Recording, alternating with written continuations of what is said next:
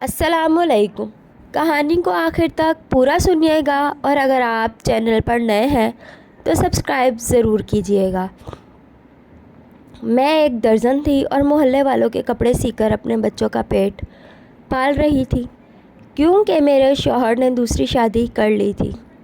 एक दिन एक अमीर औरत मेरे घर आई और कपड़ों का थैला मेरे हवाले करके कहा कि ये सब कपड़े मुझे जल्द से जल्द सिलाई करके दे दो।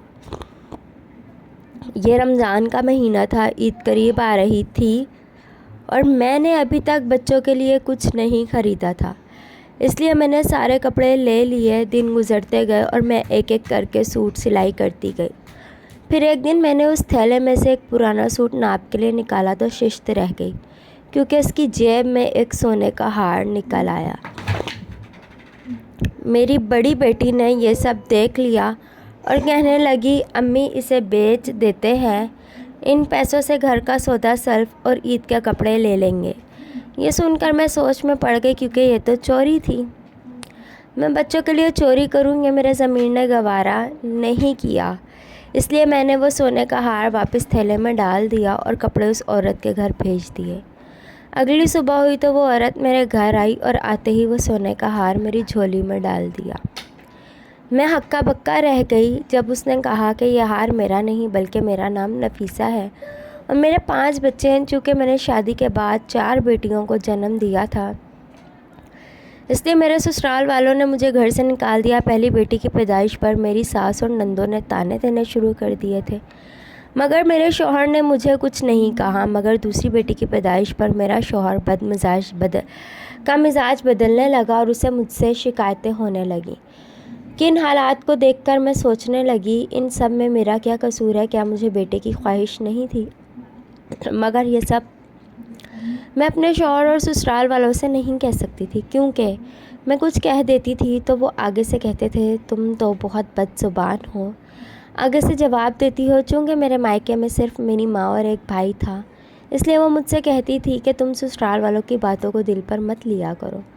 जब तुम्हारा बेटा हो जाएगा सब तुम्हारी कदर करेंगे।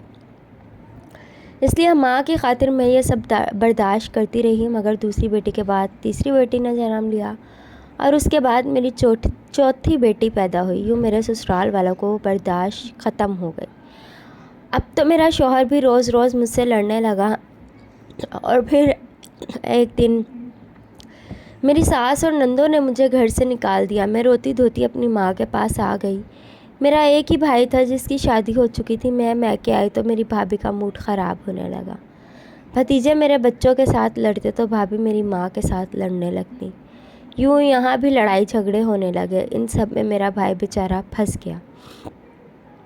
फिर उन्हीं दिनों मेरे शौहर ने मुझे तलाक के कागजात भेज दिए और मेरी रही सही उम्मीद भी ख़त्म हो गई। ये देखकर मेरी भाभी ने भाई से अलग घर का मुतालबा कर दिया और कहा, मैं तुम्हारी माँ और बहन के साथ नहीं रह सकती, इसलिए तुम मुझे अलग घर लेकर दो, वरना मैं तुमसे तलाक ले लूँगी। यह सुनकर मेरा भाई बेचारा मजबूर हो गया और वो ये घर छोड़कर चला गया। भाई के जाते ही हमें खाने पीने की फ़िक्र सताने लगी, क्योंकि अब तक तो यह घर मेरे भाई के पैसों से चल रहा था। मेरी वजह से माँ बेचारी भी न सिर्फ बेटे से दूर हो गई, बल्कि अब तो उसे हमारे तरह 2 वक्त की रोटी से भी हाथ धोना पड़ा।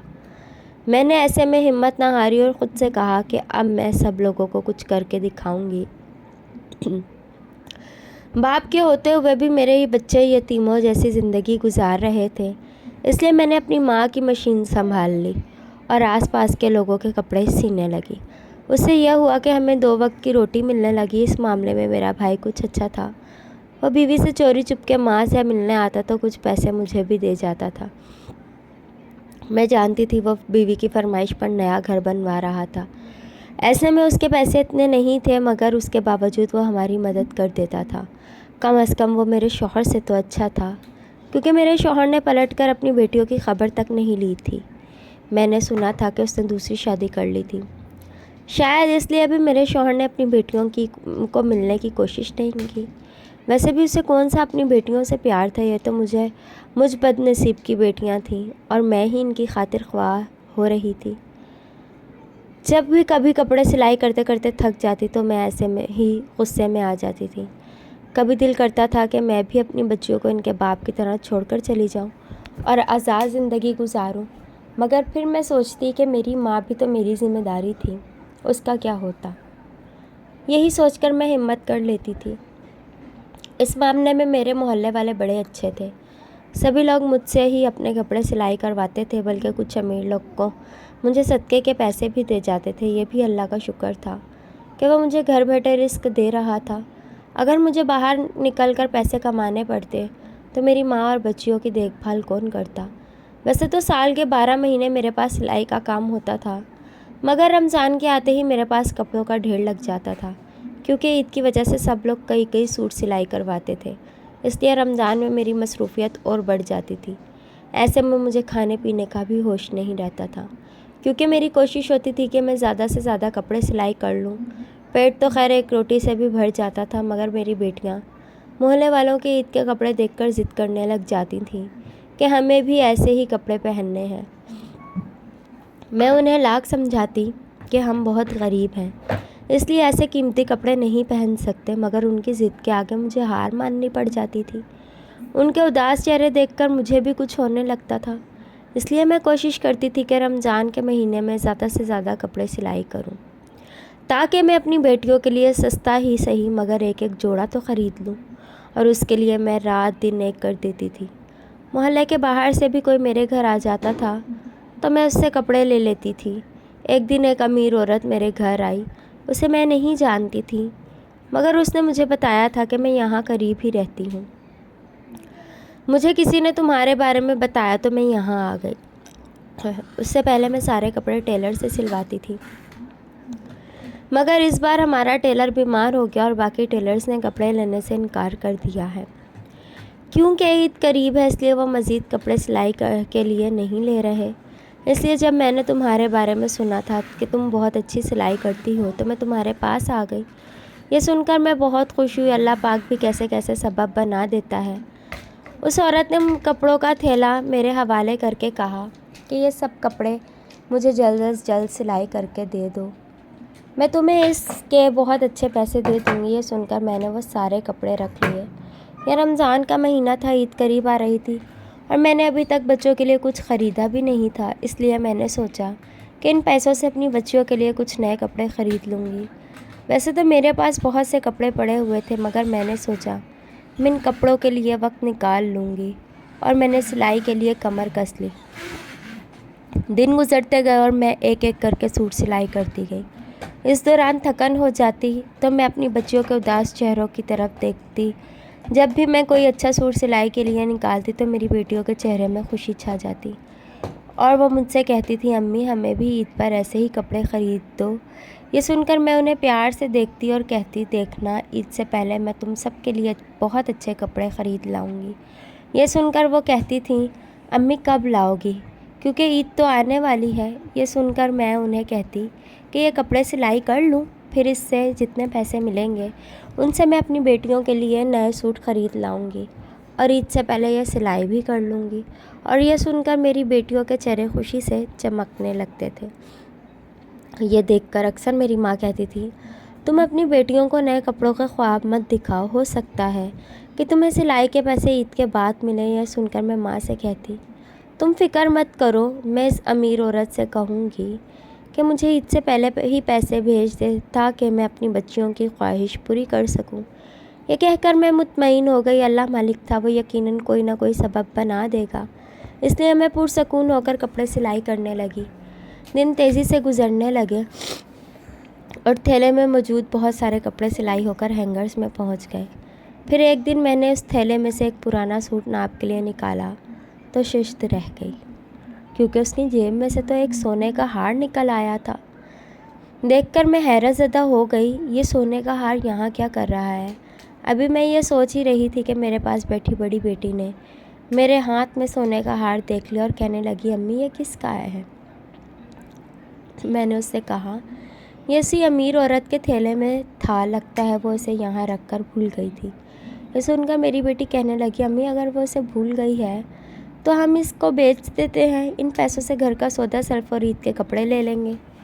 یہ سن کر میں سوچ میں پڑ گئی، کیونکہ یہ تو چوری تھی، یہ میرے ضمیر نے گوارا نہیں کیا، اس لیے میں نے وہ سونے کا ہار واپس تھیلے میں ڈال دیا، اور جب سارے کپڑے سلائی کر لیے تو میں نے وہ تھیلا اس عورت کے گھر بھیج دیا۔ اگلی صبح ہوئی تو وہ عورت میرے گھر آئی اور آتے ہی وہ سونے کا ہار میری جھولی میں ڈال دیا۔ میں ہکا بکا رہ گئی جب اس نے کہا کہ یہ ہار میرا نہیں ہے بلکہ اب تمہارا ہے۔ یہ سن کر میں سکتے میں آ گئی۔ وہ امیر عورت مجھے حیران پریشان دیکھ کر مسکرانے لگی اور پھر کہا کہ میں تمہیں اس سونے کے ہار کی پوری کہانی سناتی ہوں۔ یہ کہہ کر وہ عورت کہنے لگی، دراصل یہ ہار میں ایک گھریلو تقریب میں پہن کر گئی اور پھر روزے کی وجہ سے میں اسے الماری میں رکھنا بھول گئی۔ اس بات کا فائدہ میری دیورانی نے اٹھایا اور یہ ہار میرے کمرے سے غائب ہو گیا۔ اسے اس نے پرانے کپڑوں کے تھیلے میں ڈال دیا گیا۔ چونکہ یہ میری دیورانی کی سازش تھی، اس لیے دیورانی نے مجھ سے سب کے سامنے یہ ہار مانگ لیا اور کہا کہ اسے یہ ہار پہن کر کہیں جانا ہے۔ یہ سن کر میری ساس نے کہا، ہاں اسے وہ ہار دے دو۔ یہ سن کر میں اپنے کمرے میں آئی تو میں یہ دیکھ کر ہکا بکا رہ گئی کہ سونے کا ہار تو غائب تھا۔ یہ دیکھ کر میں اپنا سر پکڑ کر بیٹھ گئی۔ چونکہ میرے سسرالی بہت امیر لوگ تھے، اس لیے انہیں ہار کے چوری ہونے پر کوئی فرق نہیں پڑنا تھا، مگر چونکہ یہ ہار میری دیورانی نے سب کے سامنے مانگا تھا، اس لیے اگر میں یہ نہیں دیتی تو میری ساس اور شوہر برا مان جاتے۔ اسی لیے تو میری دیورانی نے یہ سازش کی تھی تاکہ میں شوہر اور ساس کی نظروں میں بری بن جاؤں اور سب لوگ یہی سمجھے کہ میں بہت لاپرواہ ہوں۔ یہ دیکھ کر میں مشکل میں پڑ سکتی تھی۔ اب میں پھنس چکی تھی۔ اگر میں باہر جا کر کہہ دیتی کہ سونے کا ہار چوری ہو چکا ہے تو میری کوئی عزت نہ رہتی، میں شوہر اور ساس کی نظروں سے گر جاتی۔ میں ایسے میں اللہ سے مدد مانگنے لگی اور کمرے سے باہر نہ نکلی، تبھی پلازما کپڑا کا یہ تھیلا لے کر کمرے میں آ گئی اور کہا کہ درزن نے سب کپڑے سی کر بھیج دیے ہیں اور کہا ہے کہ سب کپڑے اچھی طرح چیک کر لیں۔ اگرچہ میں اس وقت بہت پریشان تھی، مگر یہ سن کر میں نے بے خیالی میں تھیلا کھول لیا اور سارے کپڑے نکال کر چیک کرنے لگی۔ اچانک ایک پرانے جوڑے میں سے میرے سونے کا ہار نکل آیا اور اسے یہاں دیکھ کر میں ہکا بکا رہ گئی۔ مجھے پتہ چل گیا کہ یہ ضرور میری دیورانی کی سازش تھی۔ اس نے سوچا ہوگا کہ سونے کا ہار غریب درزن کے پاس چلا جائے گا اور وہ لالچ کے مارے اسے چھپا لے گی، مگر تمہاری ایمانداری کے باعث اس کی سازش ناکام ہو گئی۔ میں نے فوراً وہ ہار اٹھایا اور باہر جا کر اپنی دیورانی کو دے دیا۔ یہ ہار دیکھ کر میری دیورانی کا چہرہ تاریک پڑ گیا اور اسے پتہ چل گیا کہ میں اس کی ساری چال سمجھ گئی تھی۔ خیر، اس واقعے سے میں نے بہت بڑا سبق سیکھا اور میں تمہاری ایمانداری کے صلے میں یہ ہار تمہیں دے رہی ہوں، کیونکہ تم نے مشکل وقت میں میری عزت بچائی ہے۔ یہ کہہ کر اس نے وہ ہار میری جھولی میں ڈال دیا اور کپڑوں کی سلائی بھی دے کر چلی گئی، جبکہ میں اللہ کا شکر ادا کرنے لگی کہ اس نے مجھے پرائی امانت میں خیانت کرنے سے بچا لیا اور اس نیکی کا صلہ بھی جلد دے دیا۔ اسٹوری اچھی لگے تو چینل کو ضرور سبسکرائب کریں۔ اللہ حافظ۔